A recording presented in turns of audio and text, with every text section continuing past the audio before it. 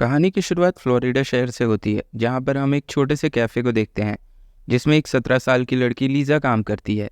वो सभी कस्टमर्स को बहुत ही अच्छे से ट्रीट करती है, जिसमें उसके बॉस उससे बहुत ही खुश होते हैं।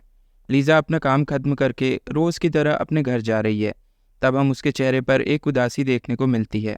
सभी काम खत्म करने के बाद जब घर जाते हैं तो चेहरे पर उनकी स्माइल होती है, लेकिन लीज़ा के लिए घर का मतलब कुछ और ही था, क्योंकि वो घर उसके लिए एक नर्क से कम नहीं था। रास्ते में वो उसके साथ हो रही बुरी चीज़ों के बारे में सोचती है, जिसमें एक आदमी को देखते हैं। अब ये आदमी कौन है हमें जल्दी पता चल जाएगा। तभी जाते हुए सुनसान रास्ते में उसकी नज़र एक ब्लैक कार पर पड़ती है, जिसे देखकर वो काफ़ी घबरा जाती है और अपने साइकिल की स्पीड तेज़ करके उससे दूर भाग जाती है। वो सीधा अपने घर जाकर ही रुकती है, जहाँ हमें पता चलता है कि ये लीज़ा का घर नहीं है। वो अपनी नानी और उनके बॉयफ्रेंड मॉरिस के साथ रहती है। मॉरिस वही आदमी है जिसके बारे में लीज़ा अभी थोड़ी देर पहले सोच रही थी, जहां मॉरिस उसके नानी को फाइनेंशियली सपोर्ट करता है, जिसके बदले वो हर रात लीज़ा का फ़ायदा उठाता है। एक दिन लीज़ा इन सभी चीज़ों से परेशान होकर सुसाइड नोट लिखती है, पर उसके अंदर इतनी हिम्मत नहीं होती कि वो अपनी जान दे सके। यहाँ हमें पता चलता है कि लीज़ा की माँ ने 14 साल की उम्र में ही उसको उसकी नानी के पास भेज दिया था। लीज़ा को यही लगता था कि उसकी नानी की फाइनेंशियल कंडीशन सही नहीं है, इसलिए वो अपनी सारी सैलरी उन्हें दे दिया करती थी, ताकि उन्हें मॉरिस की मदद ना लेनी पड़े।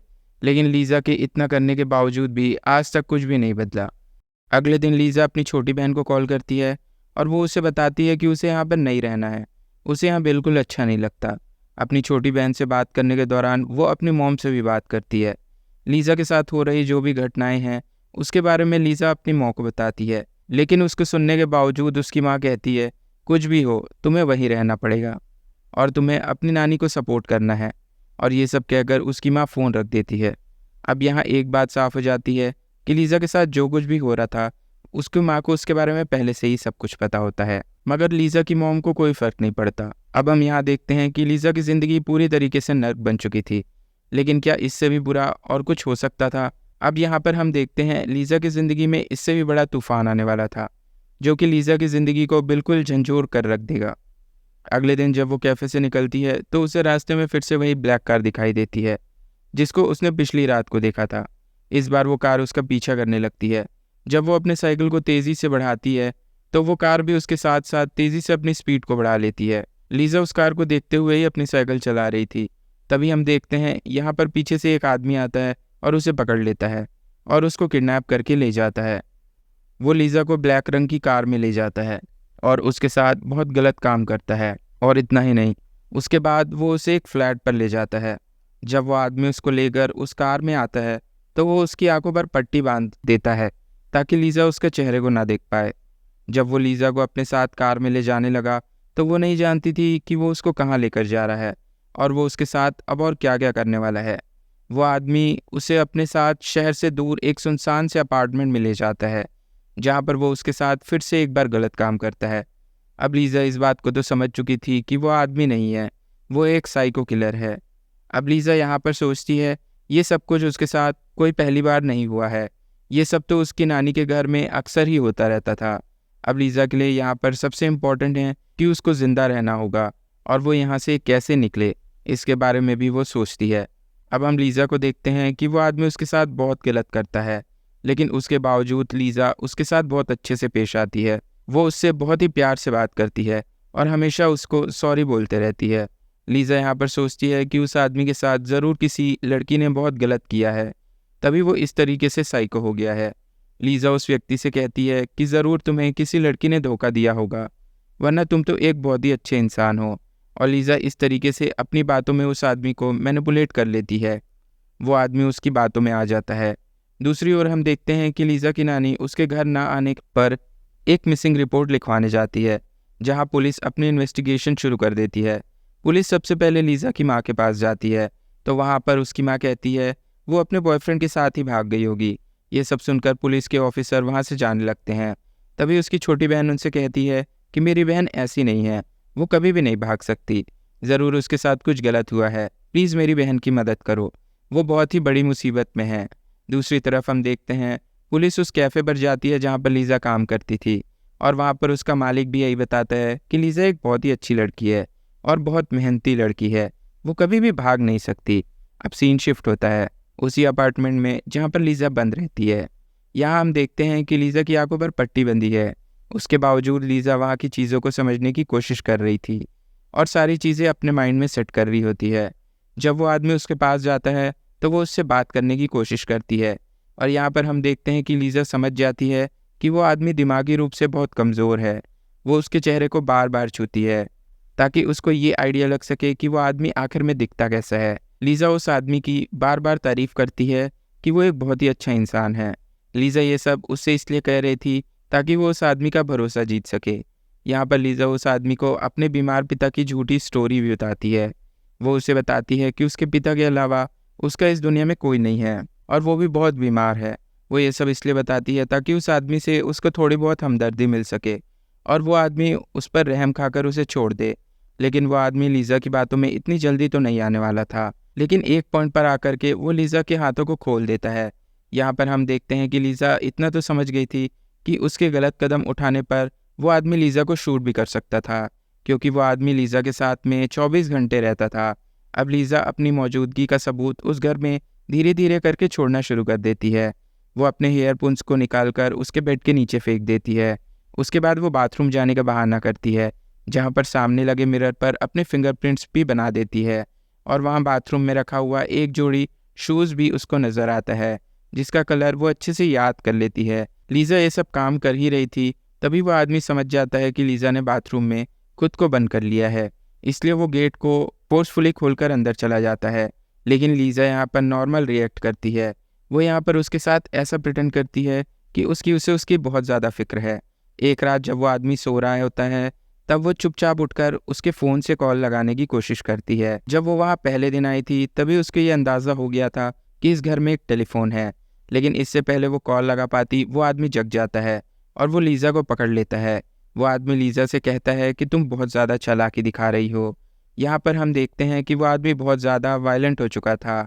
यहाँ पर वो लीज़ा को जान से मारने की कोशिश करता है, लेकिन लीज़ा इस पर कहती है कि वो सिर्फ अपने बीमार पिता की तबीयत पूछने के लिए कॉल कर रही थी और इसके अलावा वो कुछ भी नहीं करती। वो अपने पिता को बताना चाहती थी कि वो खुश है और वो उसके लिए परेशान ना हो। लीज़ा की इमोशनल भरी बातों को सुनकर वो आदमी काफ़ी इमोशनल हो जाता है और वो उसे छोड़ देता है। फिर वो शांत हो जाता है।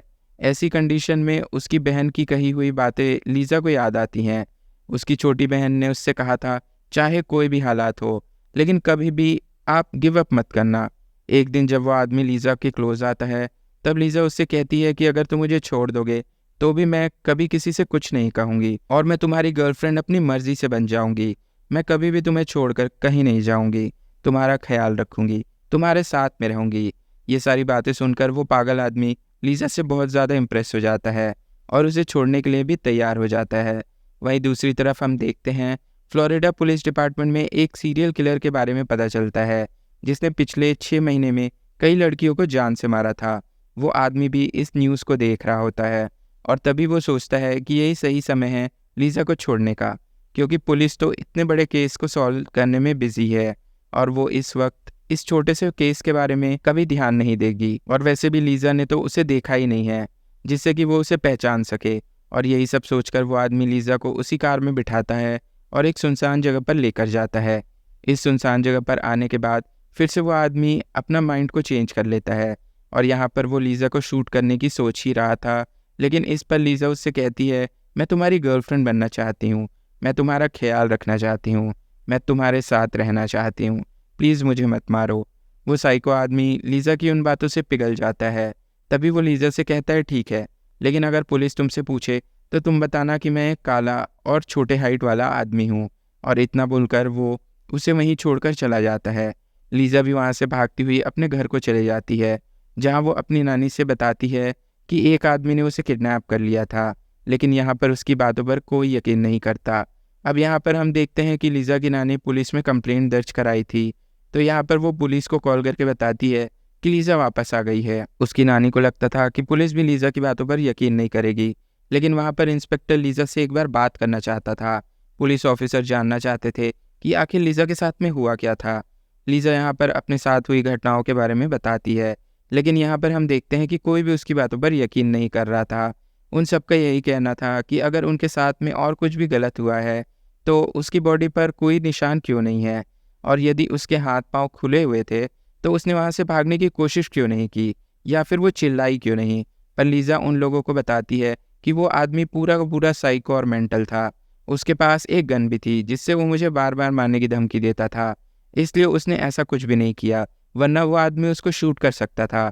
लेकिन वहाँ पर जो भी ऑफिसर बैठे हुए थे उन सबको तो ये लगने लगा था कि लीजा ये सब चीज़ें मीडिया अटेंशन पाने के लिए कर रही है। वहाँ पर 2 लेडी ऑफिसर्स को तो ये तक लगने लग गया था कि लीजा टीवी शोज़ को इस तरीके से ज़्यादा देखती है, तभी वो इस तरीके से कहानियाँ बता रही है, इसलिए वो इतनी परफेक्ट स्टोरी बताने में कामयाब हो रही है। अब यहाँ पर हम देखते हैं कि लीजा बिल्कुल चुप हो जाती है और बिल्कुल पूरी तरीके से टूट जाती है, क्योंकि यहाँ पर उसके किसी भी बात का कोई विश्वास नहीं कर रहा होता है। पर लीजा की किस्मत बहुत अच्छी थी। अब हम यहाँ पर देखते हैं कि वहाँ पर एक डिटेक्टिव टीम मौजूद थी जो कि उसी सीरियल किलर वाले केस को सॉल्व करने में लगी हुई थी, जिसने पिछले 6 महीने में कई लड़कियों की जान ली थी। पर उसके खिलाफ पुलिस को अभी तक कोई भी एविडेंस नहीं मिल पाया था और ना ही कोई पैटर्न था जिसे पुलिस फॉलो कर सके और उस सीरियल किलर को पकड़ सके, जिसकी वजह से पुलिस को ये केस सॉल्व करना एक चैलेंज बन चुका था। दूसरी तरफ लीजा को चुप देखकर वो लेडी ऑफिसर डिटेक्टिव लैरी की मदद मांगती है, जहां लैरी लीजा के पास जाते हैं, पर वो बिल्कुल खामोश थी और वो अब किसी से बात नहीं करना चाहती है। पर लैरी अपने पॉकेट से अपनी बेटी की तस्वीर निकालकर उसको दिखाते हैं ताकि लीजा को अपनापन फील हो सके और वो खुलकर उनसे बात कर सके। वो लीजा से कहते हैं, तुम्हारे साथ जो कुछ भी हुआ है तो मुझे एक एक करके बताओ। लीजा उन्हें सारी बात बताना शुरू करती है, जैसे उस आदमी के पास एक ब्लैक कार है और उसमें रेड कारपेट लगी हुई है, उसके घर में 22 सीढ़ियाँ हैं, उसके कार के अंदर मैग्नम वर्ड लिखा हुआ है, उसके घर में एक वाटर बेड है, वो आदमी गोरा है और लेफ्ट हैंडेड है, उसके पास में एक गन है। इतना सब कुछ सुनकर लैरी कंफर्म हो जाता है कि लीजा झूठ नहीं बोल रही है।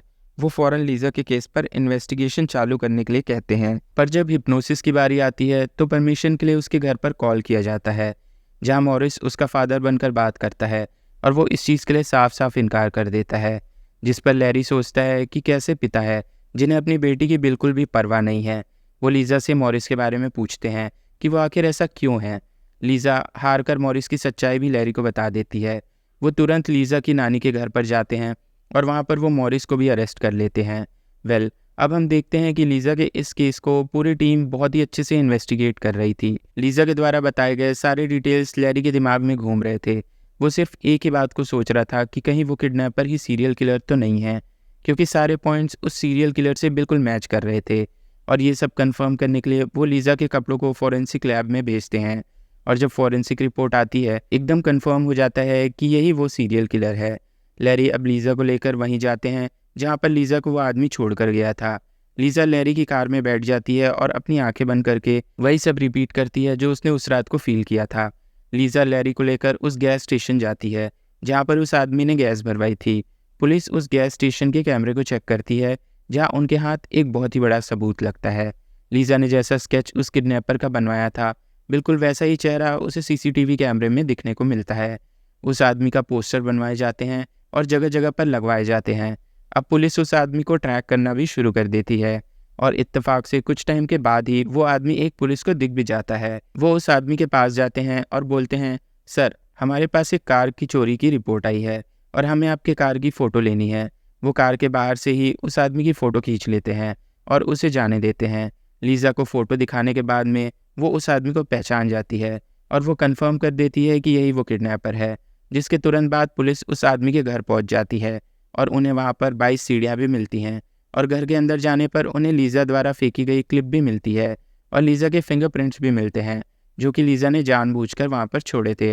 अब इतने सारे सबूत मिलने के बाद तो पुलिस उसे पागलों की तरह हर जगह ढूंढना शुरू कर देती है, जो कि उन्हें फाइनली मिल भी जाता है क्योंकि आराम से वो खुलेआम घूम रहा था। उसी वक्त बहुत सारी पुलिस ऑफिसर उसे गन पॉइंट करके चारों तरफ से घेर लेती है और आज इतने बड़े मुजरिम को अरेस्ट कर लिया जाता है। ये सब होने के बाद में लैरी लीजा को ये सारी खबर देते हैं, जिसके बाद लीजा की बहादुरी के लिए सभी उसका क्लैपिंग से स्वागत करते हैं। लीजा ने अपने साथ साथ उन लड़कियों को भी आज इंसाफ दिलाया था जो कि बेकसूर थी और इस सीरियल किलर को पकड़ाकर आगे होने वाली क्राइम्स को भी रोका था। अब हम ये देखते हैं कि लीजा अपनी नानी के घर नहीं जाना चाहती है क्योंकि वो एक नर्क था, इसलिए लैरी लीजा की आंटी और अंकल को वहाँ पर कांटेक्ट करके बुलाते हैं। लीजा के साथ इतना सब कुछ हो गया था इस सब के बारे में उसके अंकल और आंटी को कुछ भी नहीं पता था। वो लीज़ा को सॉरी बोलते हैं। उसके अंकल आंटी लैरी से बोलते हैं कि वो लीज़ा का बहुत अच्छे से ख्याल रखेंगे। लीज़ा लैरी को धन्यवाद देती है और यहाँ पर हम देखते हैं कि लैरी भी काफ़ी इमोशनल हो जाते हैं।